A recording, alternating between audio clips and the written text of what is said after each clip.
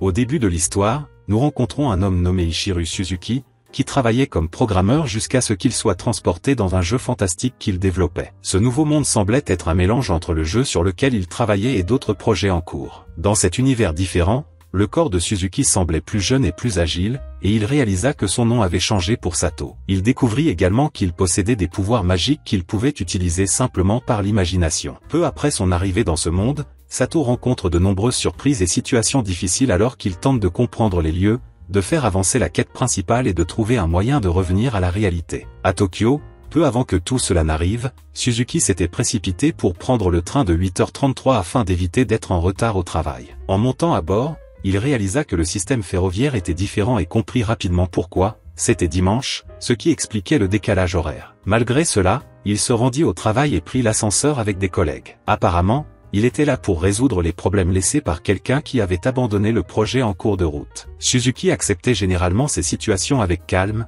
même si cela le blessait. Il n'avait pas de petit ami et menait une vie centrée sur le travail. Au bureau, il entama ce parcours épuisant qu'il appelait sa « marche de la mort », écrivant du code, de la documentation et générant des diagrammes UML. En travaillant, il remarqua qu'un collègue avait des difficultés et se sentit obligé de l'aider. À ce moment-là, son superviseur vint lui demander d'améliorer la difficulté du nouveau jeu, Warworld. Suzuki se souvint que le projet initial était de rendre le jeu difficile, mais son patron lui avait simplement dit de faire ce qu'on lui disait et était parti. Avant le départ de son patron, Suzuki l'avait averti de bugs restants à corriger. Le patron lui avait dit qu'il en parlerait au client avant de prendre une décision. Prenant une courte pause, Suzuki alla déjeuner et choisit un panier repas à manger dehors. Là, il aperçut une petite fille qui pleurait seule sur le trottoir. Sans hésiter, il abandonna sa nourriture et traversa la rue pour l'aider. Ne comprenant pas ce que disait l'enfant, il décida de l'emmener au commissariat, espérant y retrouver sa mère. Cependant, avant qu'il ne puisse partir, la mère est apparue et a ramené la fille à la maison. La femme remercia Suzuki pour son aide et poursuivit son chemin,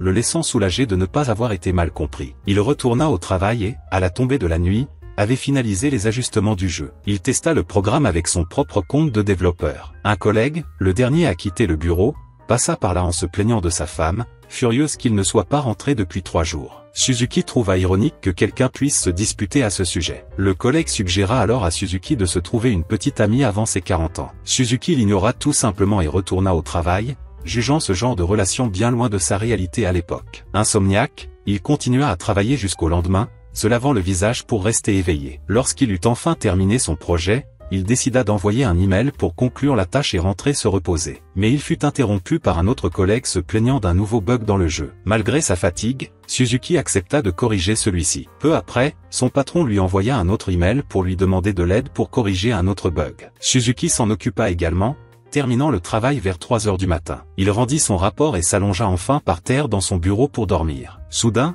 des codes apparurent devant lui et Suzuki se réveilla dans un endroit complètement différent, croyant rêver. Il était au sommet d'une montagne, devant un grand gouffre. Il essaya d'utiliser son téléphone portable, mais il n'y avait pas de réseau. En se regardant, il réalisa qu'il avait la même apparence que lorsqu'il était plus jeune, encore au lycée. Malgré ses efforts pour se convaincre que tout cela n'était qu'un rêve, une interface de jeu apparut devant ses yeux, avec une carte indiquant qu'il se trouvait dans la vallée du dragon et que son nom était Sato. En explorant le menu, il constata que tous les objets listés avaient été créés par lui-même. En regardant la carte de plus près, il vit un groupe d'ennemis s'approcher. C'étaient des hommes lézards, et il comprit rapidement qu'ils venaient l'attaquer. Ils tirèrent des flèches, mais aucune ne fit de réels dégâts. Désespérément, il tenta de se protéger et activa accidentellement la compétence pluie de météores, qui élimina tous les ennemis d'un coup et lui sauva la vie. Grâce à cette victoire, son expérience augmenta considérablement, passant directement du niveau 1 au niveau 310. Cette montée de niveau lui a également permis de débloquer plusieurs nouvelles capacités utiles lors des combats à venir. Un des hommes lézards, déjà blessé, s'est approché,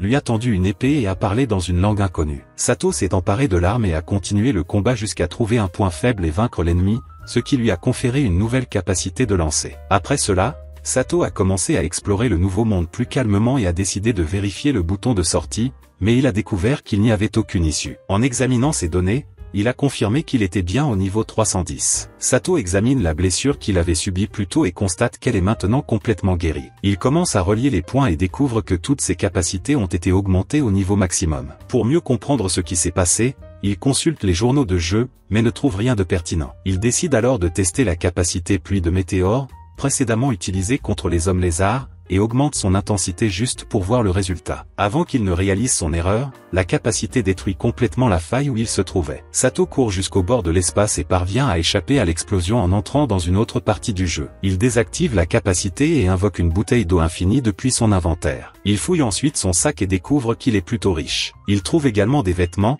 comme une tunique et des bottes magiques, qu'il pourra utiliser dans la ville voisine. Pendant le reste de la nuit, il explore son inventaire à la recherche de sorts qu'il n'avait pas remarqués auparavant. Le lendemain matin, Sato arrive devant une falaise d'une beauté époustouflante. Fortuné d'être en vie, il explore le paysage jusqu'à un fort de guerriers. Là, il enquête et découvre la présence d'une centaine de soldats, tous d'un niveau moyen d'environ 7. Levant les yeux, il remarque la présence d'une wyvern. Curieux, il sursaute pour mieux l'observer et réalise que la wyvern est sur le point d'attaquer. Il l'effraie avec une pierre, mais voit la créature voler droit vers le fort. Sato tente de comprendre ce que disent les soldats, mais il ne comprend pas leur langage. Il se contente alors de lire sur les lèvres et comprend que les soldats se préparent simplement à une attaque en règle. Le commandant, fier et déterminé, exhorte les soldats à se battre jusqu'au bout, et le combat commence peu après. Lors de l'affrontement, une jeune commandante nommée Zina est projetée en l'air par la wyvern. Sato bondit pour la sauver et parvient à la rattraper avant qu'elle ne tombe. Peu après, Zina se réveille dans ses bras et réalise qu'elles sont toutes deux suspendues à une branche à mi-hauteur de la falaise. Sato la rassure et se relève d'un bond, la déposant délicatement au sol. Il entend alors Zina parler rapidement,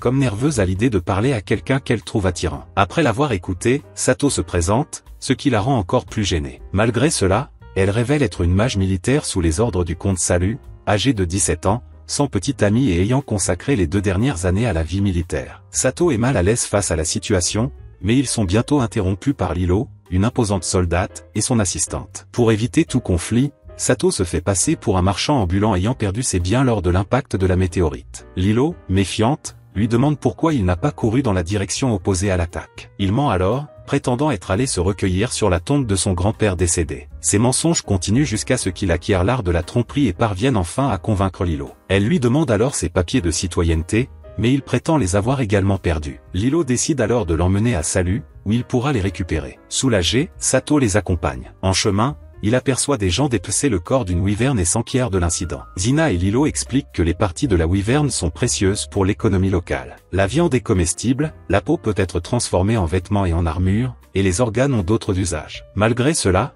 le conducteur du véhicule remarque que la viande a mauvais goût, bien qu'elle soit encore consommée par les esclaves. Choqué, Sato consulte les statistiques sociales dans le système de jeu et découvre que 20% de la population de la ville est asservie. Avant qu'il puisse exprimer son indignation, le groupe arrive en ville. Zina lui demande s'il compte rester, et Sato répond qu'il préfère d'abord trouver un logement. Lilo lui recommande l'auberge du portier, réputée pour son accueil chaleureux et son emplacement près de l'entrée principale. À son arrivée, Lina lui dit au revoir, lui disant qu'elle a besoin d'un débriefing, et la remercie encore de l'avoir sauvée. Sato lui demande de ne pas s'inquiéter, mais Ina insiste sur le fait qu'elle lui rendra l'appareil un jour. Sato accompagne ensuite Lilo au bureau de l'immigration de la ville pour obtenir ses nouveaux documents. Là, l'agent lui demande de poser la main sur la pierre Yamato pour lire ses informations. Sato donne son nom dans le jeu et regarde la pierre afficher ses anciennes informations, masquant son amélioration de niveau. Cela convainc l'agent qu'il n'est qu'un jeune homme ordinaire. Pendant qu'il rédige les documents, l'homme évoque les risques de s'enfuir à 15 ans. Après avoir terminé,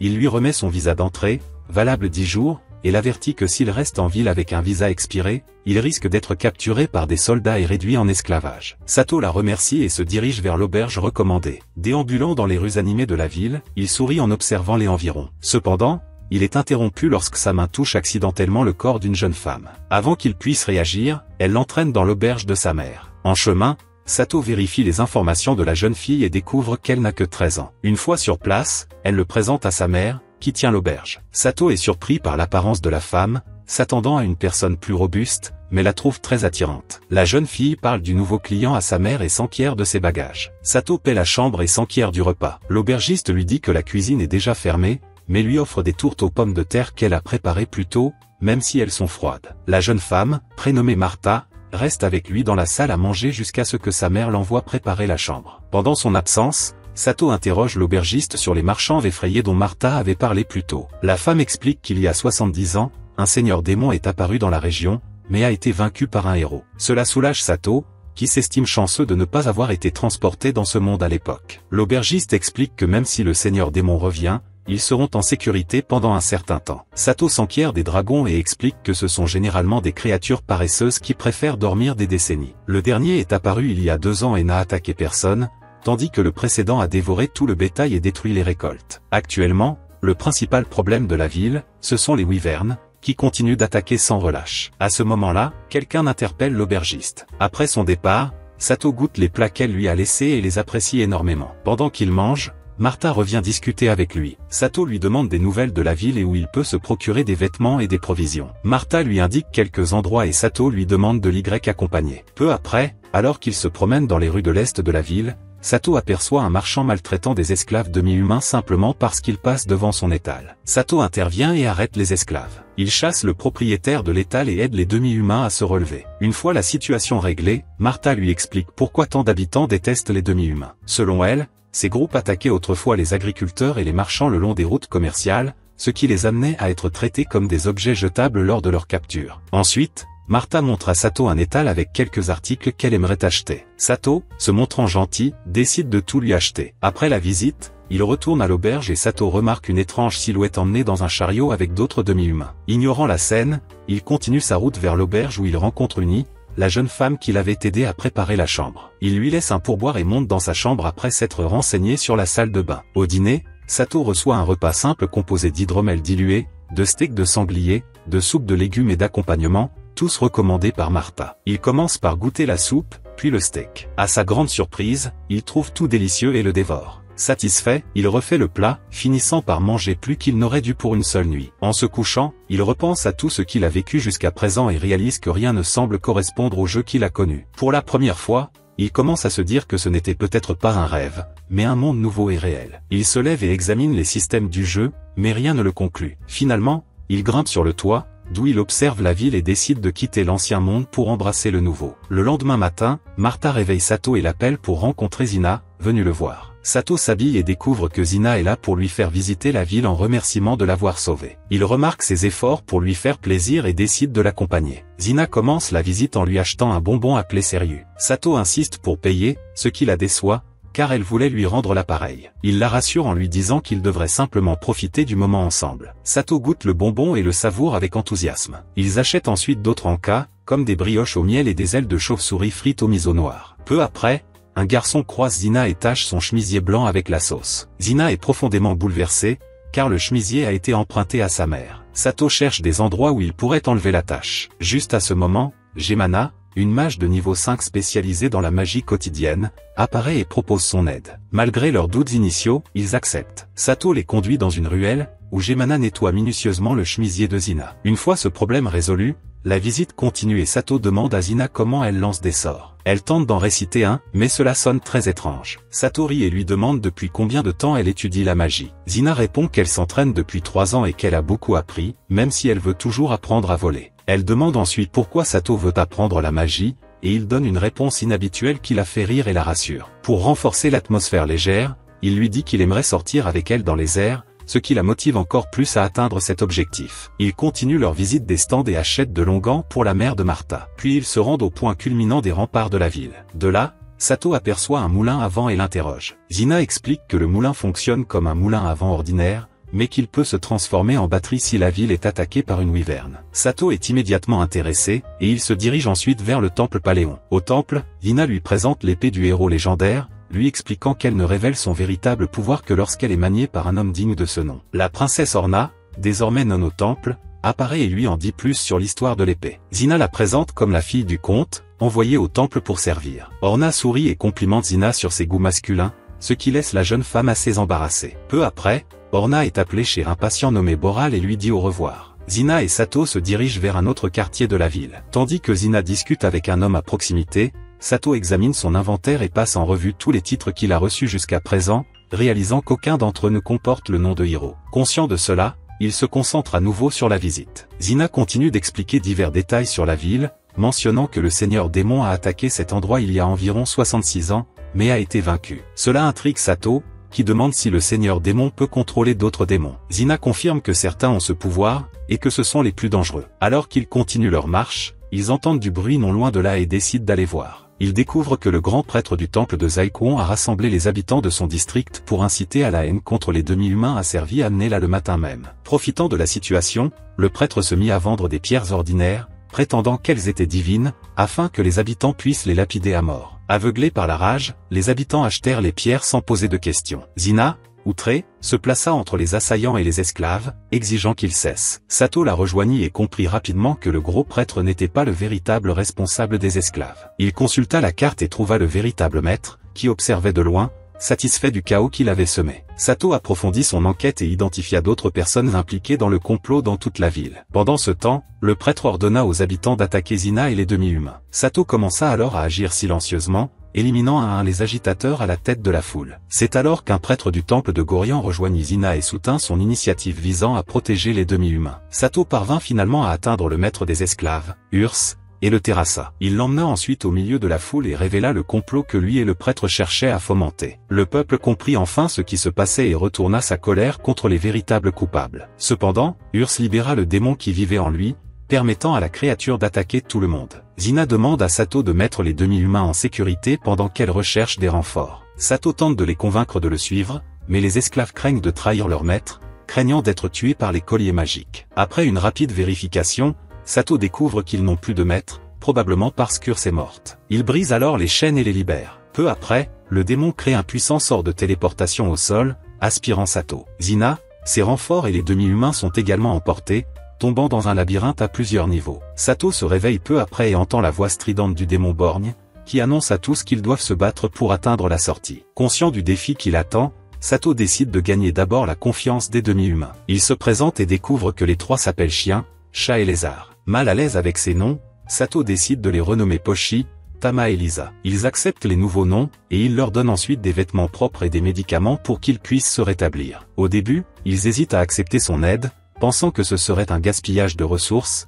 mais Sato insiste et ils obtempèrent. Après un goûter composé de bonbons au miel et d'eau, Sato explore rapidement le labyrinthe et réalise l'étendue du labyrinthe. Il aperçoit Zina et ses soldats et semble sur le point de les abandonner, mais les esclaves demandent à l'accompagner. Sato les rassure et explique qu'il voulait seulement vérifier le chemin. Avant de continuer, il analyse leurs compétences et découvre que Lisa a de l'expérience au combat. Il lui donne donc une épée et élabore leur stratégie. Peu après, Pochi sent une odeur de sang et prévient Sato. Il rencontre un énorme insecte dévorant un corps humain. Sato hésite sur la conduite à tenir, mais Lisa suggère d'attaquer le monstre par derrière. Il suit son conseil, surprend l'ennemi et le terrasse à coups de feu. Les filles posent des questions sur l'arme, mais Sato cache son origine et exige le secret. Elle récupère ensuite des parties utiles du monstre. Lisa extrait le noyau de la créature et obtient une nouvelle lance. Sato brise leur collier magique et poursuit son exploration. Sato charge Tama de collecter de grosses pierres semblables à des noyaux. Elle identifie bientôt une larve géante, et Sato agit rapidement pour la vaincre. D'autres larves émergent et le groupe se bat jusqu'à leur élimination et la récupération de leur noyau. Sato demande alors à Pochi de lancer des pierres pour distraire les nouvelles larves, ce qui fonctionne un court instant. Une larve l'attaque et Pochi panique. Sato la retient et la met en garde contre les dangers de fuir seule. Elle comprend la leçon et se montre plus disciplinée. Le groupe continue son chemin et élimine d'autres monstres, gagnant un léger niveau. Après un nouveau combat, les trois sont fatigués. Sato leur offre de la viande séchée à manger et à se reposer. Il veille sur eux pendant leur sommeil et les accompagne à leur réveil. Après plusieurs heures de combat contre les monstres, Lisa demande à cuisiner de la viande de grenouille. Sato pose quelques questions pour s'assurer que la viande est saine, et Lisa lui assure que la viande ne causera pas de maladie si elle est bien cuite. Avec sa permission, elle prépare des brochettes de viande de grenouille, au goût proche du poulet. Après avoir mangé, ils prennent une douche et dorment un peu plus longtemps. Alors qu'ils reprennent leur marche, ils sont interrompus par une substance visqueuse. Sato tente de l'attaquer avec le feu, mais sans succès. Lisa intervient et détruit le noyau de la créature. Peu après, Pochi remarque un motif presque invisible sur le mur et appelle Sato. Il analyse la structure et découvre une porte secrète. Peu après, un loup mort-vivant attaque Sato et le renverse. Utilisant sa nouvelle capacité de piège, Sato pousse le loup dans une ouverture dans le sol, où il plonge. En avançant, il trouve des cocons recouverts de toile. Sato repère les personnes piégées et leur demande de les libérer. Le premier à être secouru se présente comme Jin Belton,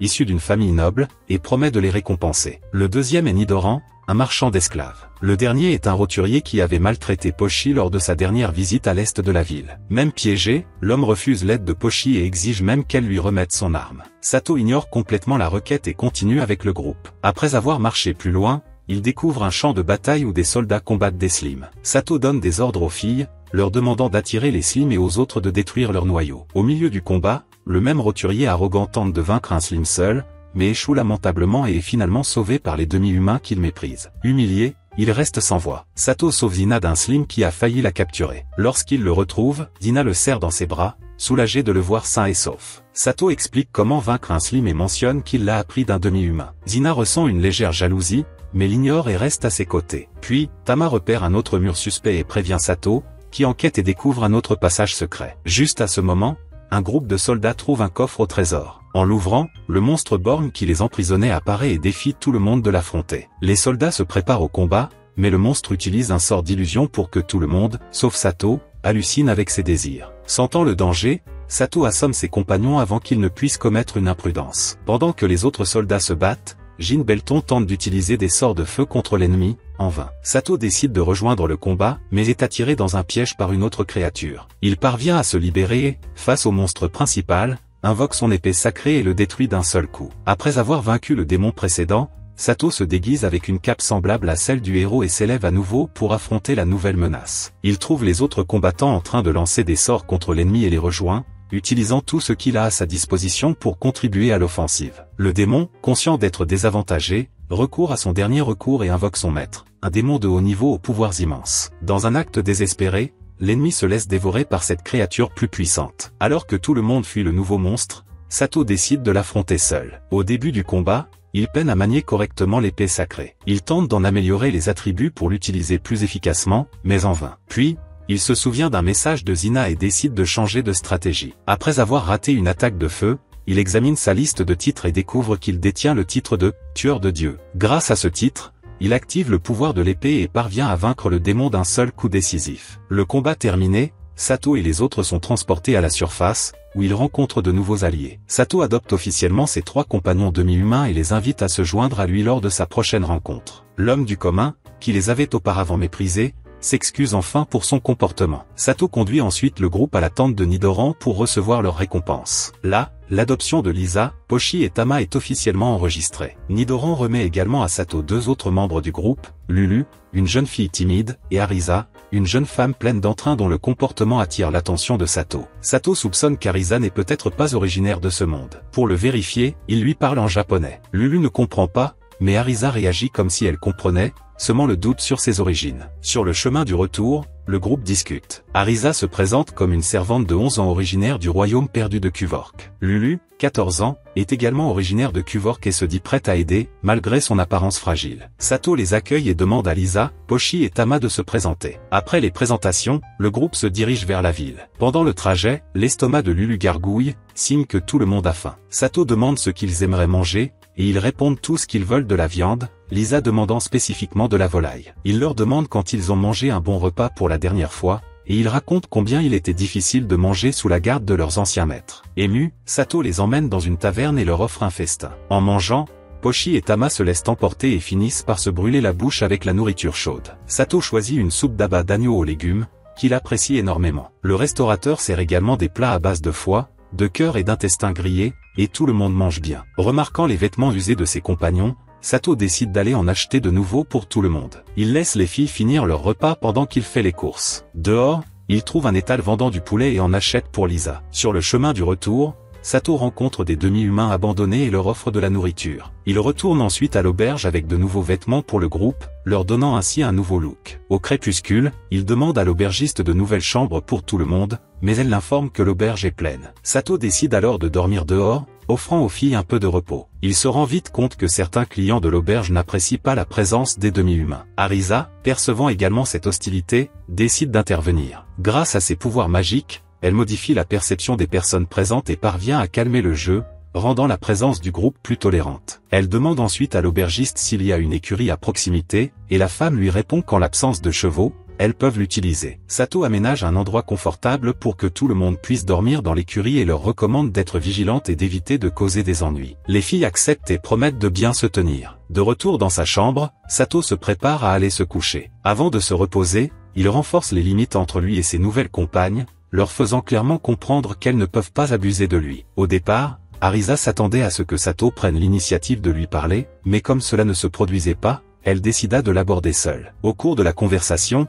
Sato analysa ses capacités et réalisa qu'Arisa n'était pas un personnage ordinaire de ce monde. Cela le conduisit à soupçonner qu'elle pourrait lui ressembler. Ses soupçons furent confirmés lorsqu'Arisa se présenta comme Tachibana Arisa, une japonaise qui mena une vie solitaire et difficile dans son ancien monde jusqu'à sa réincarnation dans ce nouveau monde, tous ses souvenirs préservés. Elle expliqua que son arrivée faisait partie d'une sorte d'invocation et qu'il existait 2 méthodes pour atteindre ce monde, la mort dans le monde précédent, suivie d'une renaissance, et le transfert direct, sans mourir. Elle mentionna Lulu en exemple, précisant que la jeune fille était la descendante d'une personne également réincarnée. Après avoir tout entendu, Sato conclut qu'il avait probablement été transféré, bien qu'il ait trouvé étrange de n'avoir vu aucun cercle magique à son arrivée. Il demanda alors à Arisa comment elle était devenue esclave. Elle commença à raconter son histoire, et au milieu de la conversation, ils s'endormirent tous les deux. Le lendemain matin, Martha emmena Zina dans la chambre de Sato pour lui rendre visite. Voyant les filles dormir, Zina essaya de garder son calme, mais elle fut visiblement bouleversée par la proximité d'Arisa avec Sato. Blessée, elle s'enfuit de la pièce. Sato, ne comprenant pas immédiatement, réalisa rapidement qu'il avait causé de la peine à son ami, qui devenait peu à peu quelqu'un de spécial à ses yeux. Il s'habilla rapidement et alla trouver Zina pour lui expliquer la situation et la calmer. Après avoir discuté, il réussit à la réconforter et lui suggéra d'acheter quelque chose ensemble, comme cadeau. Zina accepta et, plus calme, raccompagna Sato. De retour chez eux, ils trouvèrent Arisa dehors. Sato lui demanda d'appeler les autres filles afin qu'elles puissent partir toutes ensemble. Tandis qu'Arisa s'éloignait, Sato se souvint de la suite de l'histoire qu'elle avait racontée. Après sa réincarnation, Arisa utilisa son savoir du monde précédent pour prospérer dans son nouveau pays, devenant finalement une figure prestigieuse. Cependant, lorsque le pays voisin envahit ses terres, elle perdit tout. Avec la chute de la royauté, elle fut capturée et réduite en esclavage. Plus tard, lors d'une attaque démoniaque, son refuge fut détruit. Elle et Lulu tentèrent de s'échapper, mais furent finalement capturées par Nidoran. De retour au présent, Sato donna de l'argent aux filles pour acheter des vêtements et des provisions, autorisant Arisa à utiliser la magie. En partant, Zina demanda à Sato ce qu'il comptait faire. Il répondit qu'il comptait trouver un meilleur endroit pour Lisa et les autres, car les écuries ne seraient pas une solution permanente. Zina demanda à l'accompagner, et Sato accepta naturellement. Ils se rendirent ensemble dans une maison de services généraux, où ils rencontrèrent Nadi, la responsable. Nadi était une femme expérimentée, de niveau 9, qui les accueillit avec attention. Elle leur montra des options de logement à Weston, les mettant en garde contre le taux de criminalité élevé du quartier. Malgré cela, elle les assura que les propriétés n'étaient pas chères. Sato mentionna qu'il ne comptait pas dépenser plus de 2 pièces d'argent, et Nadi fut satisfait du budget. Après avoir analysé plusieurs possibilités, elle indiqua une maison qui semblait idéale, mais leur expliqua que l'ancien résident avait été assassiné. Sato, inquiet pour la sécurité du groupe, décida de poursuivre ses recherches. Ne trouvant pas d'option appropriée à ce moment-là, ils décidèrent d'arrêter là. Sato demanda à Zina où elle souhaitait aller, et Nadi suggéra un marché local avec des soldes. Zina était ravie et l'accompagna. En arrivant au marché, Sato trouva Arisa, Lisa, Pochi et Tama en train de s'amuser. Il remarqua qu'Arisa avait changé de couleur de cheveux et lui demanda pourquoi. Elle expliqua qu'elle avait agi ainsi parce qu'elle avait entendu dire que les cheveux violets avaient mauvaise réputation là-bas. Arisa demanda alors à Sato de lui acheter des cartes illustrées éducatives, ce qu'il fit. Elle mentionna ensuite la pièce de théâtre en plein air, et Sato confirma son intention d'y assister. Avant la représentation, Sato emmena Zina dans une bijouterie pour choisir une paire de boucles d'oreilles. Arisa les accompagna de près. Arrivés sur place, ils assistèrent à la représentation en entier. Pendant la représentation, Pochi et Tama s'ennuyèrent et demandèrent à manger. Sato continua de regarder la pièce en attendant. Même lorsque le spectacle semblait se terminer, l'histoire se poursuivit avec l'apparition de nouveaux personnages, ce qui accentua encore leur fatigue. Lorsqu'ils quittèrent enfin le théâtre, Sato remarqua un pain aux légumes et commença à l'examiner. Juste à ce moment, une femme laissa tomber un mouchoir à côté de lui. Il se pencha, ramassa le mouchoir et le lui rendit. Elle le remercia, mais reconnut bientôt l'homme qui se tenait derrière elle pendant la représentation. Saisissant l'occasion, elle commença à commenter l'histoire de la pièce, expliquant qu'elle avait été improvisée car le scénario original n'avait pas été suivi correctement. Sato écouta patiemment, même si le sujet ne l'intéressait pas particulièrement. Peu après, les filles se réunirent à nouveau et Arisa commença à se disputer avec Zina. La situation s'envenima lorsqu'Arisa laissa entendre qu'elle connaissait le secret de Zina, et les deux femmes commencèrent à s'affronter plus sérieusement. Arisa interrogea Zina sur les raisons de son engagement dans l'armée, suggérant qu'elle l'avait fait pour éviter un mariage arrangé avec une autre famille noble. Le service militaire exigeant 5 années de dévouement total, sans engagement amoureux, Arisa critiqua ce choix, affirmant que Zina ne pensait qu'à elle-même au lieu de se sacrifier pour quelqu'un qu'elle pourrait aimer. Sur un ton provocateur, Arisa avertit également Zina que si elle persistait à hésiter, elle risquait de perdre l'homme dont elle était amoureuse. Zina parut alors profondément bouleversée par ces mots, et Sato intervint, réprimandant Arisa pour son impolitesse, tout en comprenant ses intentions. Après avoir résolu le conflit, Sato invite tout le monde à manger des brochettes, et le groupe continue de manger ensemble. Plus tard, sur le chemin du retour, Hina rencontre Lelio et d'autres camarades de classe, revenus d'une bataille. En demandant ce qui s'est passé, elle découvre qu'ils ont été attaqués par un groupe connu sous le nom de Fourmis Piégées, un gang qu'ils cherchaient à capturer depuis un certain temps. Hina utilise la magie de guérison pour soigner les blessés, et Sato l'autorise à s'occuper des autres. Avant qu'elle ne puisse partir, Pochi, Tama et les autres arrivent avec le corps d'une mouche géante qu'ils ont tuée. Sato observe l'ennemi et réalise qu'un essaim de ces mouches est en route. N'ayant pas le temps de se préparer, il organise rapidement les groupes de combat en fonction des capacités de chacun. Heureusement, la ville active sa barrière protectrice, empêchant la plupart des créatures d'entrer. Le reste doit être traité manuellement par Sato et ses alliés, avec l'aide des soldats locaux. Pendant le combat, Sato réalise que des créatures ont envahi le bâtiment où travaillait Nadi. Il se précipite sur place et affronte l'une des fourmis géantes qui bloquait la sortie du piège du sous-sol. Après l'avoir vaincue, il va voir Nadi et la trouve bloquée par de l'acide formique répandu sur le sol. Le gérant de l'auberge, Balnin, arrive et utilise un sort de contrôle des lianes pour la sauver. Nadi le remercie,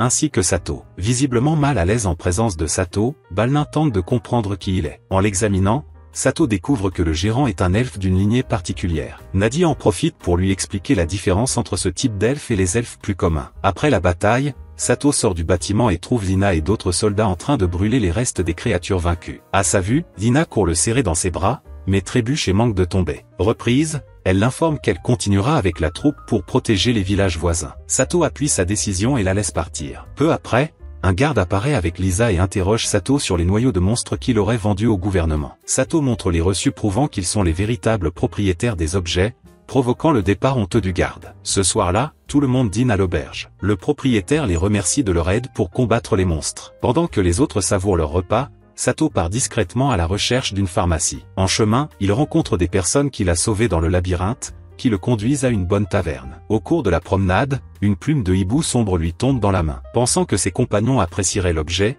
il décide de le garder. Suivant la piste du hibou, il arrive dans une ruelle où il trouve des demi-humains blessés. Après avoir vaincu d'étranges créatures qui les attaquaient, il aide les survivants et les conduit au bâtiment de Nadi. Là, il trouve Nadi en train de discuter avec le gérant. À la vue des blessés, Nadi le rejoint rapidement. L'un des survivants reconnaît le gérant, qui soigne alors l'aîné. La jeune elfe, nommée Mia, observe Sato avec admiration. L'autre blessé, un homme rat, leur demande de partir à la recherche d'un ancien prêtre vivant à l'arrière de la ville. Sato décide d'accompagner Nadi pour assurer sa sécurité. Le lendemain matin, Sato rentre chez lui et explique à Arisa qu'il est allé chercher des médicaments pour Lulu après avoir secouru les blessés dans la ruelle. Arisa commente avec enthousiasme que ses actions semblent dignes d'un chevalier. Lorsque Lulu se réveille, Sato lui donne les médicaments. Il retourne ensuite au bâtiment de Nadi pour vérifier l'état des blessés. Nadi rapporte que Mia va bien, mais souffre encore d'un manque d'énergie magique. Elle explique que Mia pourrait se rétablir avec le temps ou si elle était emmenée dans un lieu de concentration de mana, comme la vallée des dragons ou le palais du comte. Sato utilise un pouvoir auditif pour vérifier ce qui se passe à l'étage et réalise que Mia s'est réveillée. Il demande à Nadi d'aller la voir. Le moment venu, Sato se présente comme un marchand qui l'a sauvé. Mia lui demande s'il peut voir les esprits, ce à quoi il répond par la négative. Nadi explique que seuls ceux qui possèdent ce pouvoir le peuvent. Nadi part préparer de la soupe pour Mia. Pendant qu'ils attendent, Sato interroge Mia sur les esprits, et elle répond avec simplicité et charme. Après le repas, Mia propose à Sato de rester un peu plus longtemps avec elle, ce qu'il accepte. Au crépuscule, il rentre chez lui et retrouve ses compagnons en train de jouer avec les cartes éducatives qu'il avait achetées au marché. Il décide de se joindre à eux et de tester leurs connaissances sur les caractères des cartes. Lorsque Pochi et Tama se trompent, Sato, amusé, continue son cours. Martha reproche alors à Yuni de ne pas avoir terminé ses devoirs, mais Yuni explique qu'elle a réussi à les terminer grâce à l'aide de Pochi et Tama. Surpris, Sato les félicite tous les deux d'avoir aidé leur ami et décide de les emmener pique-niquer en guise de récompense. Durant la visite, il leur raconta l'histoire du sauvetage de la nuit précédente. Les filles étaient ravies à l'idée de revoir Mise, l'homme rat blessé, et la princesse elfe Mia. Sato organisa donc une visite des lieux pour tout le monde. Après le repas, Lulu y compris, tout le monde se rendit dans la chambre de Mia pour prendre de ses nouvelles. Dès que Mia commença à se réveiller,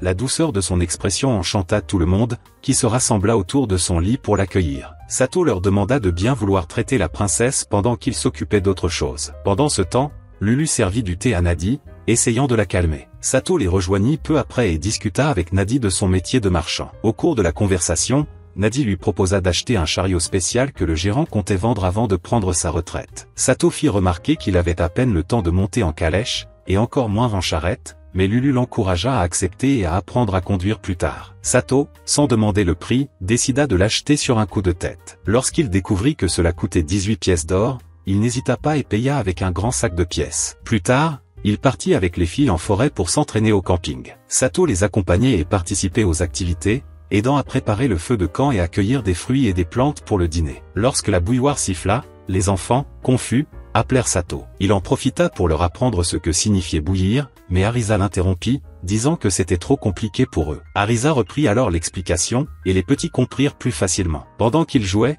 les demi-humains aux oreilles de chat et de chien, que Sato avait précédemment sauvés, apparurent pour le remercier, apportant des fruits et des matériaux. Ils voulaient lui rendre l'appareil lors de l'épisode du poulet rôti en ville. Cependant, Pochi et Tama soupçonnèrent les intentions des visiteurs et tentèrent de les chasser. Sato calma ses animaux et réfléchit à la marche à suivre. Il sentait que les enfants visiteurs avaient davantage besoin des fruits, mais il ne voulait pas refuser le cadeau. Pour se racheter, il leur offrit de la viande séchée en signe de bonne volonté. Ils hésitèrent, mais acceptèrent après que Sato leur eut assuré que tout était en ordre. Peu après, Sato reçut de Nadi les documents du wagon. Arisa suggéra d'utiliser le chariot pour ramener Mia chez elle, mais personne ne savait exactement où elle habitait. Ils supposèrent que c'était dans le village elfique au sud-est du royaume de Shiga. Attendant toujours le retour du directeur, Sato décida d'en profiter pour apprendre à conduire le chariot. Il emmena Lulu s'entraîner dans les plaines voisines. Pendant le trajet, Sato essaya de la mettre à l'aise en sa présence, comme le faisaient Pochi et Tama, mais elle répondit qu'elle n'y parvenait pas. Il lui rappela qu'elle éprouvait encore des difficultés à interagir avec les hommes et lui demanda de se sentir libre de dire ce qu'elle voulait. Lulu commença alors à parler d'Arisa,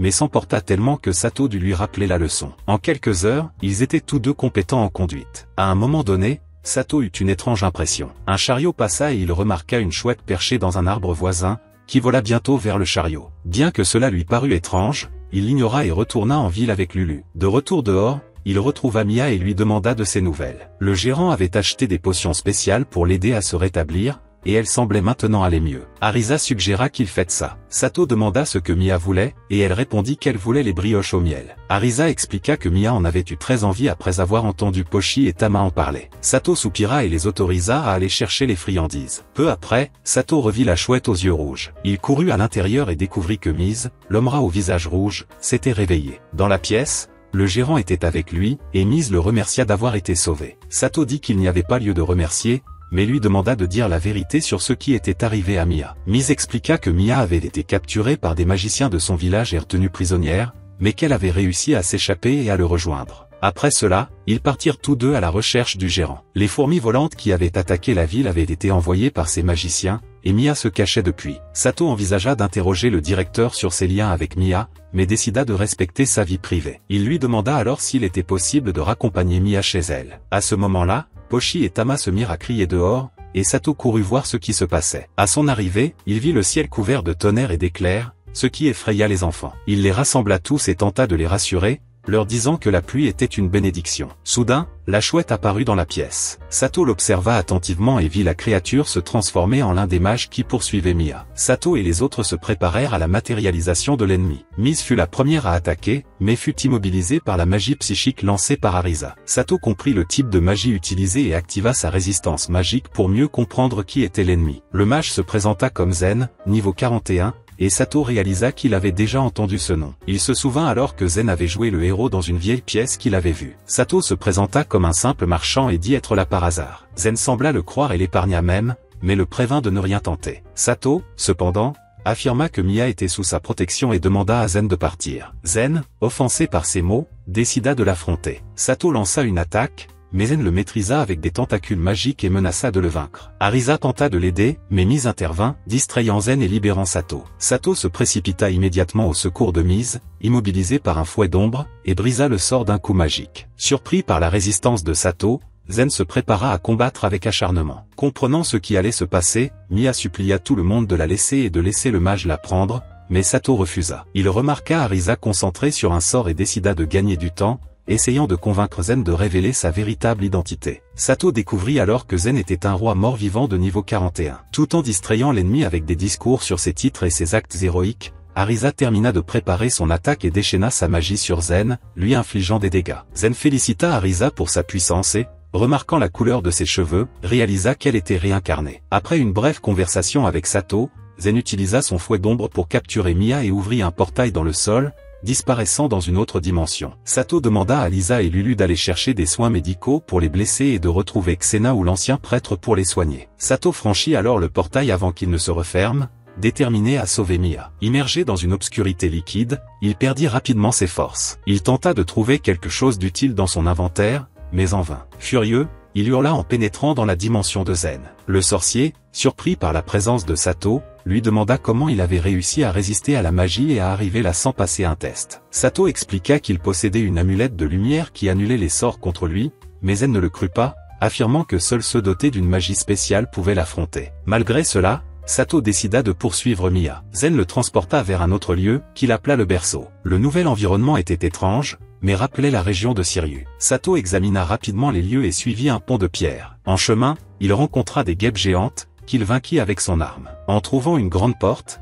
il lut les inscriptions et comprit qu'il s'agissait du terrain d'entraînement des elfes, normalement réservé à leur race. Malgré cela, il décida d'entrer et de relever les défis. Une fois à l'intérieur, il tomba dans une embuscade, mais parvint à vaincre ses ennemis. Il découvrit que le bâtiment du berceau comptait 200 étages et que les difficultés augmentaient à mesure qu'il s'élevait. Cela lui rappela le labyrinthe dont il s'était échappé plus tôt. À l'un des étages, il trouva une pièce verte où une elfe à la peau verdâtre nommée Dryade l'accueillit. Elle semblait quelque peu mal à l'aise, mais finit par se laisser envoûter par Sato. Elle tenta de le séduire, mais Sato déclina poliment, prétextant qu'il ne s'intéressait qu'aux filles plus âgées. L'elfe demanda à Sato de partager son énergie magique avec elle. Ne sachant comment s'y prendre, il fut surpris par un baiser qui lui vida une partie de son énergie. Revenu à lui, Dryade le conduisit dans la chambre de Trazayuya. Sato entra dans la pièce, remplie de livres anciens, et découvrit qu'il s'agissait du laboratoire de Trazayuya, l'elfe créateur du berceau. En lisant le journal, il apprit que Trazayuya avait prédit la fin de sa longue vie et voulait s'assurer que le berceau serait protégé et bien géré par les elfes à l'avenir. De retour dans la salle précédente, Dryade le conduisit à un cercle magique permettant le transport entre les étages. Sato demanda à se rendre à l'étage du maître du berceau, mais comme ce n'était pas possible, Dryade l'envoya au 100e étage. Là, il rencontra 3 homoncules identiques gardant une grande porte, ainsi qu'un golem de fer. Après une brève conversation, les homoncules lui demandèrent de vaincre le golem afin de pouvoir continuer. Lorsque le golem se réveilla, Sato tira dessus et le détruisit d'un seul coup, surprenant les homoncules. L'un des homoncules, nommé numéro 7, attaqua Sato pour donner du temps aux autres pour s'échapper. Sato la vainquit facilement et la mit en sécurité avant de poursuivre son voyage. Dans une autre pièce, il rencontra une elfe affaiblie, semblable à Dryade, et l'aida en partageant eau et énergie magique. Elle le conduisit au 180e étage, où Sato affronta de dangereuses créatures avant d'atteindre la chambre du maître. Là, il trouva Zen aux côtés d'une Mia inconsciente. Il demanda à Zen de lui livrer Mia, mais le sorcier refusa et le défia de l'affronter, promettant qu'en cas de victoire, il remporterait l'épée sacrée. Zen invoqua ses homoncules et ses golems pour combattre Sato pendant qu'il emmenait Mia dans une autre pièce. Sato livra un combat intense contre les homoncules. Au début, il lutta, mais comprit bientôt leur schéma d'attaque et commença à les vaincre un par un. Durant le combat, il mit en doute leur loyauté envers un mort-vivant, mais les homoncules affirmèrent qu'ils combattaient de leur plein gré. Malgré les attaques magiques, Sato tint bon, vainquant chacun de ses adversaires. Finalement, il rencontra Zen une fois de plus. Cette fois, le sorcier le salua d'un geste inattendu et lui lança l'épée sacrée. Sato prit l'arme et regarda Zen avec sérieux, comme s'il s'apprêtait à lui poser une question cruciale. Une fois son attention captée, Sato lui demanda quel était son souhait. Le roi mort-vivant, visiblement triste, commença à raconter son histoire. Avant sa première mort, Zen était un homme en bonne santé et prospère. Cependant, sa vie connut une fin tragique. Après sa mort, il se réincarna par la volonté divine. Dans sa seconde vie, il connut une période de bonheur et rencontra une femme qu'il aimait pour ce qu'il était. Mais une fois de plus, le destin le rattrapa. Un noble envieux tomba amoureux du compagnon de Zen et, par jalousie, le fit injustement exécuter. Cette fois, Zen avait reçu le don de vision divine. Ce pouvoir éveilla en lui la nature du roi mort-vivant. De retour au château, il trouva les restes de sa famille brutalement massacrés. Dans son nouvel état, il transforma ses proches en morts-vivants et affronta le noble qui avait causé tant de souffrances. Après avoir accompli sa vengeance, Zen comprit qu'il ne pouvait plus mourir. Dès lors, il décida de chercher un héros digne de ce nom, capable de mettre fin à son existence avec l'épée sacrée. Il demanda donc à Sato de mettre fin à ses jours avant que son âme ne soit davantage corrompue. Après avoir tout entendu, Sato prit une profonde inspiration, activa la lueur bleue de l'épée sacrée et transperça Zen, mettant fin à son existence. Il prit ensuite l'anneau qu'il avait laissé derrière lui et dispersa les homoncules qui y restaient. Avant de partir, ils promirent de le revoir lorsqu'il serait revenu à la normale. Sur ce, le berceau commença à s'autodétruire. Sato courut vers Mia, la réveilla et lui demanda si elle pouvait arrêter la destruction. Mia répondit qu'elle essaierait. Elle se rendit au panneau de contrôle et, par tâtonnement, appuya sur quelques boutons qui réussirent à ralentir l'effondrement. Sato pensa à une échappatoire pour s'échapper avec Mia, mais se souvint des homoncules inconscients et décida de les sauver aussi. Avec un plan rapide, il mit en marche un minuteur, emmena Mia jusqu'aux homoncules inconscients et les téléporta en lieu sûr. Puis il se précipita pour secourir l'elfe vert de Dryade et l'homoncule numéro 7. Il assura à Mia qu'il reviendrait bientôt, puis sauva numéro 7 avant qu'elle ne soit écrasée. Il se rendit ensuite dans la chambre de Dryade et lui demanda de les sortir de là au plus vite. Dryade exigea des graines spéciales et une grande quantité d'énergie magique. Sato lui donna tout ce dont elle avait besoin et l'embrassa même sincèrement. Sur ce, l'elfe les téléporta hors de l'arbre qui abritait le berceau. Peu après, une vague de sel explosa de l'arbre, faisant frissonner Sato. Il insista pour que Dryade l'accompagne, mais elle répondit qu'elle s'en sortirait tant que la forêt serait vivante. Sato lui dit alors au revoir et s'enfuit de la vague de sel. En fuyant, il activa toutes ses capacités de course et courut vers un lac pour tenter de contenir la vague. Se souvenant d'une leçon d'Arisa sur l'eau, il utilisa des boules de feu pour faire bouillir la surface et créer de la vapeur, ralentissant ainsi l'impact. Saisissant l'occasion, il s'enfuit encore plus vite jusqu'à atteindre un lieu sûr. Le lendemain matin, Sato retrouva son groupe. Tout le monde s'inquiétait pour lui. Lisa, Arisa, Pochi et Tama pleurèrent de soulagement en le voyant. Sato repensa aux derniers mots de Zen, recommandant à Arisa d'apprendre à contrôler ses pouvoirs afin de ne pas se perdre à l'avenir. Il y réfléchit tout en réconfortant les filles, dont Lulu. Mia le remercia solennellement au nom de son peuple, exprimant sa profonde gratitude pour l'aide reçue. Peu après, les homoncules qu'il avait sauvés apparurent pour le remercier, malgré leurs anciens adversaires. Sato leur dit que c'était un plaisir de les aider. Il leur remit l'anneau de Zen, leur demandant de le conserver en souvenir des épreuves endurées par leur ancien maître. Les homoncules, émus, prêtèrent serment d'allégeance à Sato. Arisa, cependant, n'était pas ravie, se montrant jalouse de la beauté de ses nouvelles compagnes. Malgré cela, elle resta vigilante. L'un des homoncules expliqua qu'ils emporteraient l'anneau sur la tombe de Zen, mais qu'ils pourraient en laisser un à Sato pour lui tenir compagnie. Ils en décidèrent lors d'une partie de pierre-papier-ciseaux, et celui dont l'apparence était la plus frappante fut choisi. Plus tard, Mia fit ses adieux à Mi, l'Umara qui l'avait aidé durant son voyage. De retour en ville, Sato se rendit au poste militaire pour rapporter les événements, omettant certains détails. Bientôt, Lina apparut, submergée par l'émotion, et pleura en constatant que Sato allait bien. Après s'être calmés, les deux hommes discutèrent comme à leur habitude. Sato lui offrit un cadeau, qu'elle accueillit chaleureusement. Il expliqua ensuite qu'il avait reçu pour mission de retourner dans son pays natal, à des kilomètres de là. Zina,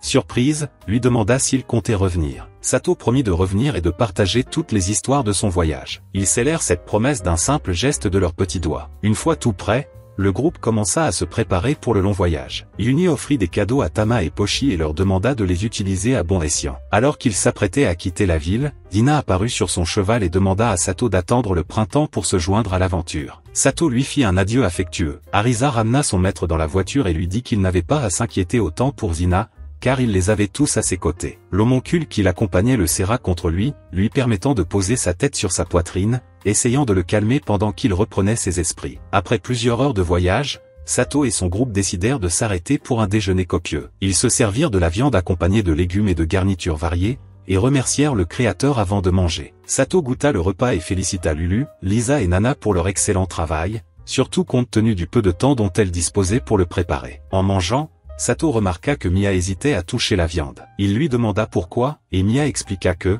traditionnellement, elle ne mangeait pas de viande. Arisa remarqua la situation et fit un commentaire désinvolte, mais Sato s'efforça de maintenir le calme et retourna au repas. Après le déjeuner, tout le monde se prépara à reprendre la route. Sato remarqua que Lisa préparait un autre type de viande séchée et lui demanda de ne pas trop s'inquiéter. Lisa répondit qu'elle préparait simplement quelque chose à grignoter pendant le voyage. Arisa apparut peu après et fit apparaître une boîte contenant des objets de son inventaire. Sato observa avec curiosité et réalisa que la boîte d'Arisa était différente de la sienne et nécessitait l'utilisation d'énergie magique pour fonctionner. Avant qu'il puisse commenter, Lisa termina la préparation de la viande et la rangea dans la boîte d'Arisa. Sato se distraya en observant les diverses compétences qu'il avait acquises au fil du temps. Puis, Sato rassembla tout le monde pour s'occuper des chevaux et du chariot. Arisa s'approcha pour se plaindre des coussins de paille inconfortables sur les sièges. Elle demanda la permission d'ajuster les sièges et de retirer manuellement la paille inconfortable. Avec la permission de Sato, Arisa rassembla les autres membres du groupe, et ils résolvèrent rapidement le problème. Pour éviter tout désagrément supplémentaire,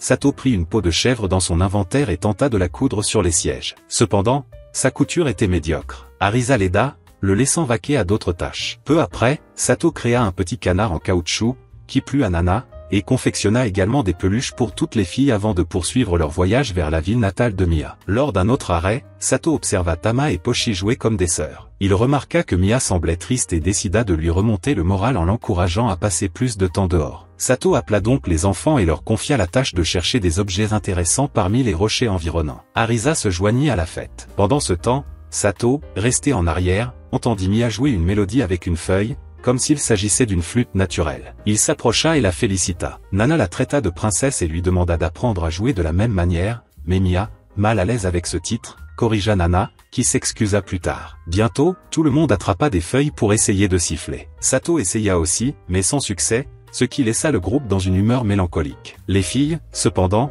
le réconfortèrent, lui rappelant que même les maîtres peuvent échouer. Sato le remercia de sa compréhension. À ce moment, Arisa attira son attention sur une structure en pierre qu'elle avait trouvée avec Pochi et Tama. À leur arrivée, Sato reconnut que la structure ressemblait à un torii en pierre, comme ceux qui marquaient les anciens sanctuaires. Cela lui rappela un épisode de son enfance, lorsqu'il avait rencontré une mystérieuse jeune fille dans un sanctuaire similaire. À l'époque, il lui avait promis d'être toujours avec elle, même s'il renaissait dans d'autres vies. Alors qu'il réfléchissait à la similitude entre les deux lieux, Sato fut interrompu par Arisa. Pour éviter d'éveiller les soupçons, il expliqua que le torii n'était qu'un ancien portail de voyage, comme ceux utilisés dans les jeux pour traverser les lignes temporelles. Arisa s'illumina et demanda s'il était possible de le réparer, mais Sato préféra ne pas s'étendre davantage et retourna avec elle auprès du groupe. En arrivant, Sato vit Pochi recouverte de sable et tenant de la viande fraîchement récoltée. Lisa prit la viande pour la préparer, et Lulu la suivit, laissant Pochi avec Sato et Arisa. Inquiet de la saleté sur la tête de la petite fille, Sato demanda s'il existait un sort d'eau quotidien pour la nettoyer,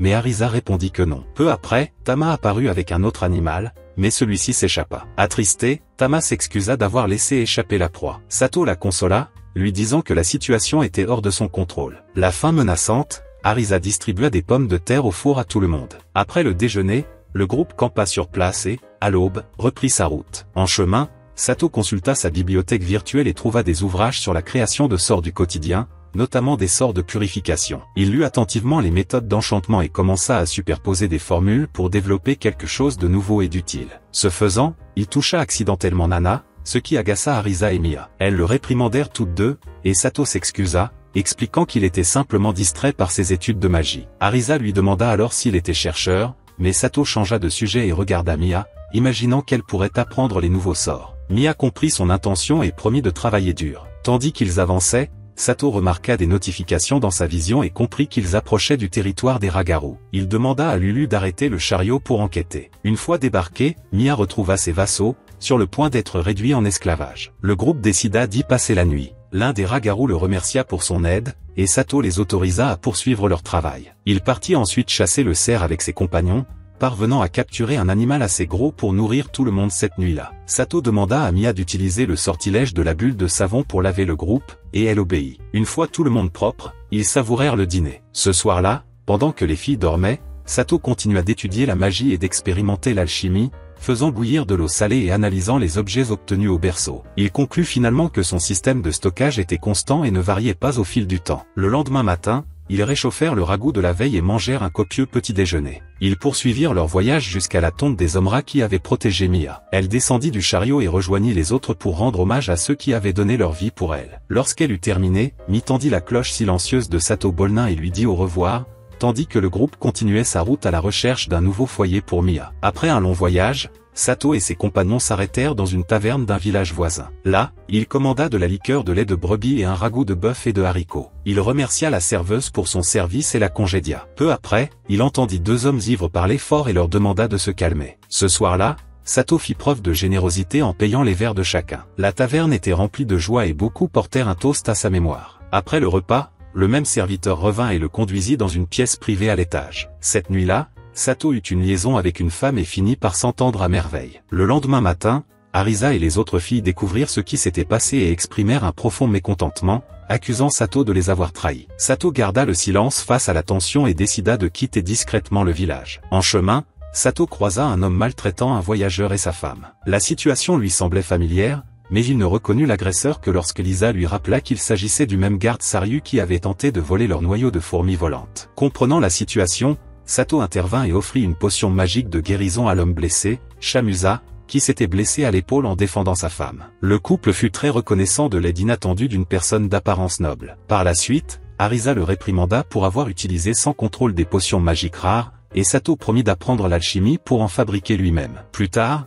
le groupe installa son campement sous un arbre et Sato commença à étudier l'alchimie. Il mélangea ingrédients et techniques jusqu'à créer une potion de guérison magique de haute qualité. Cependant, il réalisa qu'il lui fallait des fioles spéciales pour conserver la potion sans qu'elle ne se gâte. À court de matériaux, il décida de chercher d'autres provisions et, en consultant sa carte, découvrit une nouvelle ville appelée Nuki, où il pourrait trouver ce dont il avait besoin. À la fin de la journée, Sato rejoignit le groupe pour profiter du plein air. Cette nuit-là, il entra dans un état de créativité et, avec Arisa, tenta de créer un objet magique. Le prototype ne convenait pas à Arisa, mais il fit sensation lorsque Sato l'essaya, réveillant tout le monde. Le lendemain matin, le groupe se prépara à poursuivre son voyage vers Nuki. En chemin, Sato remarqua des zones non cartographiées et décida de les explorer seul pour éviter de mettre le groupe en danger. Arrivé en ville, Sato chercha une boutique d'alchimie avec l'aide d'un habitant. À son arrivée, il aperçut deux individus suspects sortir précipitamment avec un grand sac. Les ignorant, il entra dans la boutique et demanda des potions de récupération magique,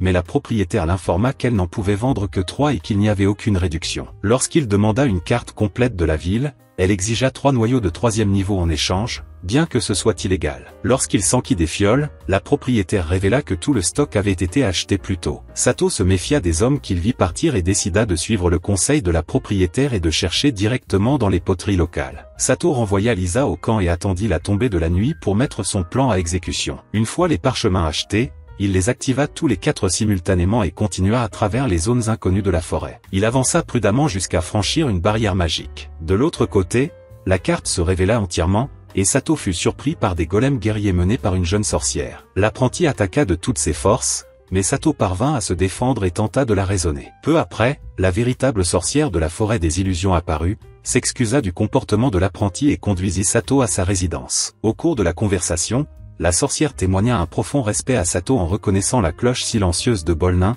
un cadeau de Mie. L'apprenti revint et s'excusa officiellement. Sato accepta et précisa qu'il n'était pas un émissaire de Bolnin, comme il l'avait cru. La sorcière emmena ensuite Sato à l'atelier de fabrication de potions, où elle lui expliqua qu'ils avaient un accord avec le comte Koharu de Nuki. Il produisait 300 potions de haute qualité chaque semestre en signe de gratitude pour avoir tenu la forêt éloignée des chasseurs et des criminels. Sato demanda à apprendre une recette, et la sorcière la lui apprit. Après les leçons, il fit ses adieux et refusa d'être escorté, bien que la sorcière l'aida en lui indiquant le meilleur chemin grâce à des lumières magiques. Sato la remercia et suivit les sentiers illuminés jusqu'à son retour à Nuki. Une fois en ville, il examina un objet que la sorcière lui avait donné et exprima ses intentions à son sujet. Plus tard, de retour chez lui, Arisa le réprimanda sévèrement pour son retard. Néanmoins, Sato entra et rejoignit les villageois dans une taverne. Là, il surprit discrètement une étrange conversation entre deux hommes cagoulés. L'un parlait d'une livraison qui aurait dû arriver, tandis que l'autre envisageait de la saboter et de prendre le contrôle de la ville. Sato essaya de comprendre le plan, mais fut interrompu par Orisa, qui le ramena chez lui, l'empêchant de dormir à nouveau à la taverne. Le lendemain matin, Sato sentit quelque chose d'étrange arriver à Iene, l'apprentie sorcière, qui fonçait vers la ville. Il alerta son groupe, et tout le monde se précipita pour l'aider. Arrivé sur place, ils rencontrèrent des bandits qui tentaient de saboter la livraison des potions. Sato combattit les ennemis tandis qu'Iene avançait vers les portes de la ville, mais tomba dans un piège et perdit environ 180 potions, désespéré. Sato arriva et ordonna à son groupe de poursuivre les responsables, tandis qu'Arisa et lui comptaient les potions restantes, qui s'élevaient à 120. Il suggéra de livrer ce qui restait, puis de réfléchir à la façon de gérer celles détruites. Ils se rendirent ensuite au bureau de l'assistant du comte, Birkin, où son assistant, Dozin, était également présent. Sato les reconnut tous les deux, mais ne se souvenait plus d'où ils venaient. Orisa tenta d'expliquer la situation, mais Birkin refusa d'écouter. Sato intervint calmement et raconta tout ce qui s'était passé. Au cours de la conversation, Sato comprit que Birkin souhaitait que la livraison échoue. C'est alors qu'il reconnut l'homme, l'un des hommes encapuchonnés de la taverne. Sato parla du pacte avec la sorcière et promit de livrer les 300 potions avant le coucher du soleil s'il recevait la permission de les refaire. Birkin accepta à condition que les potions soient de la même qualité que celles produites par la sorcière. Pour garantir cet engagement, Sato demanda que tout soit consigné par écrit. Birkin, conscient qu'il ne pourrait pas empêcher la livraison à temps, signa l'accord et laissa Sato et son groupe partir. Dehors, Sato organisa les tâches, ses compagnons commencèrent à rassembler les ingrédients pour la fabrication des potions, tandis qu'Inei expliquait qu'ils auraient également besoin de fioles spéciales pour garantir la durabilité du contenu. C'est alors que Sato se souvint que toutes les fioles avaient été achetées au marché d'alchimie. Face à ce défi, il décida de se rendre à la poterie de la ville. Après avoir rencontré le propriétaire, Sato lui expliqua la situation. L'homme trouva la commande quasiment impossible à honorer à temps, mais, se souvenant de sa promesse, il accepta de produire les bocaux. Sato et ses collègues commencèrent le travail en façonnant les bocaux à la main. Malgré les difficultés initiales, notamment pour trouver la forme idéale, Sato surprit tout le monde en parvenant à mouler plus d'une douzaine de bocaux, même si c'était une première. En un peu plus d'une heure, le groupe parvint à mouler les 180 fioles nécessaires. L'étape suivante consistait à les faire sécher dans le four à poterie. Le propriétaire les informa que le procédé traditionnel prendrait de 5 jours à 1 mois, un temps dont il ne disposait pas. Sato consulta alors son livre d'alchimie à la recherche d'une solution magique pour déshumidifier les fioles sans les briser. Il trouva le sort idéal, apprit à Mia comment l'utiliser et réussit à faire sécher l'une des fioles. Cela encouragea le propriétaire de la poterie et les autres, qui placèrent rapidement les fioles dans le four et achevèrent la production des potions dans les délais. Les fioles étant prêtes, le propriétaire suggéra d'attendre quelques heures qu'elles refroidissent complètement. Pendant ce temps, une petite créature émergea de la tête d'un. Sato l'identifia comme une sorte d'oiseau magique. Avant qu'il ne puisse enquêter, Dozan et ses subordonnés se présentèrent à la poterie et affirmèrent que la production des fioles était illégale sans l'autorisation du comte. Anticipant la situation, Sato avait protégé les jarres par magie. Malgré cela, les hommes détruisirent le four à poterie pour tenter de saboter la production. Après leur départ, Sato s'excusa auprès du potier et demanda à être seul avec le groupe. Il suggéra alors d'utiliser l'oiseau magique pour envoyer un message à la sorcière. Iene, très choqué, accepta. Après avoir envoyé la lettre, Arisa et les autres découvrirent que les jarres détruites étaient des répliques que Sato avait créées par mesure de sécurité. Impressionné par la ruse du maître, Arisa comprit que l'idée provenait d'une suggestion qu'elle avait elle-même formulée auparavant. Sato essaya alors une nouvelle méthode pour sécher les jarres de manière contrôlée, en utilisant un flux d'air chaud pour éliminer lentement l'humidité. La technique fonctionna, et Arisa et lui quittèrent la poterie pour annoncer que les jarres seraient prêtes avant le coucher du soleil. À la tombée de la nuit, Sato et son groupe retournèrent au bureau de Birkin. Il les accueillit, s'attendant à ce qu'ils abandonnent, mais fut surpris lorsque Sato livra la commande complète et exigea une signature sur le bon de livraison. Dozan, incrédule face à la rapidité de la production, exigea de connaître le stratagème utilisé. Birkin vérifia l'authenticité des potions, qui furent approuvées. Toujours réticent, il hésita à signer le document. Cependant, avant qu'il puisse agir, le comte Kuanu en personne apparut, signa le bon de livraison et exprima sa déception envers Birkin. Le comte le destitua de ses fonctions et le bannit du palais. Désespéré, Birkin tenta d'utiliser un sort de destruction, créé par le comte lui-même, mais Kuanu neutralisa facilement l'attaque. Alors que le comte s'apprêtait à le punir sévèrement, Sato intervint et l'en empêcha, évitant ainsi une scène plus grave. En récompense, le comte offrit au potier un nouveau four, encore plus grand, et l'aida à développer son entreprise. Et la sorcière offrirent également à Sato une lanterne magique et un nouveau sort. Après cela, chacun se sépara. Le lendemain matin, Nana s'approcha de Sato et lui demanda de l'aider à corriger une faille dans son système de manipulation magique. Elle suggéra d'abord qu'il lui touche la poitrine, ce qui sema la confusion. Arisa apparut au bon moment et dissipa tout malentendu. Mia suggéra alors à Sato de toucher le dos de Nana pour canaliser correctement l'énergie, et le processus fut mené à bien. Lisa apparut peu après et interrogea le maître sur le programme de la journée. Plus tard, Sato se préparait à partir pour la baronnie de Muno. Pendant ce temps, à Seriu, Dina courut retrouver ses camarades de classe pour leur remettre la lettre qu'elle avait reçue de Sato. Bien que les autres filles ne soient pas impressionnées par son contenu, Dina fut ravie d'avoir des nouvelles de celui qu'elle considérait comme son prince charmant. Lors d'une pause, Sato et son groupe s'arrêtèrent pour manger et prendre du thé. Lisa et Pochi apportèrent une plante épineuse qui dégageait une odeur sucrée. Sato l'examina, brisa la tige et réalisa que le liquide était effectivement sucré. Il laissa les enfants en goûter. Arisa tenta alors de lui faire une farce, mais Sato refusa. Ce soir-là, Dina relut la lettre de Sato avant de se coucher. De l'autre côté, Sato raconta aux filles une longue histoire sur un arbre divin et ses dieux. L'histoire n'était pas des plus palpitantes, mais elle suffisait à les endormir. Lorsqu'il eut terminé, il réalisa qu'elle dormait tout et arrêta la journée. Le lendemain matin, Sato se réveilla entouré de ses compagnons. Réalisant qu'il était touché par plusieurs d'entre eux, il sursauta. Bientôt, ils se réveillèrent tous et commencèrent leur journée. C'est ici que s'achève la première saison.